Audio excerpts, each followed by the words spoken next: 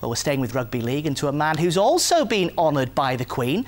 Steve Prescott was awarded an MBE 2 years ago for his inspirational fundraising work. It's nearly 5 years now since the former St Helens star was diagnosed with stomach cancer.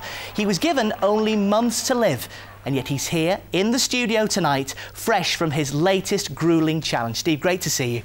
Tell us what you've just done over the last 9 days. It seems like a massive extreme challenge, and that's what it was. We've cycled from Land's End to John O'Groats, and we've also climbed the 3 peaks all in 9 days. Amazing. I was going to ask you how you're feeling, but I've just seen you walk onto the studio set, so I know how you're feeling. You're sore, aren't you? Very sore, very tired, very mentally drained. You name it. It's just been trauma for 9 days. We've gone through hell, but you know, we've got there and we've got to the end, and we've had some trying times, we've had some fun times as well. You talk about it being mentally grueling as well as physically. In what way? Well, just the first day we arrived at Land's End, I would say, just an example. I think every day was pretty similar to each other, but just the first day, for an example, it was 30-degree heat, and we had like 10,000 feet of climbs in up and down dales in Cornwall. So you went through it mentally. I think I cried a few mornings. I cried at the thought of the pain, the thought of what we'd done, and emotionally, and also the thought of what I still had to do that day. So it was very difficult because we didn't have the time to recover. We were cycling for 14 hours a day. Steve, one of the things, sorry to interrupt, one of the things, we've got some pictures of you on the summit of Snowdon, because you did the cycling, you also did the peaks as well. I mean, they are throwing, I think we can see shots of you throwing a rugby ball around.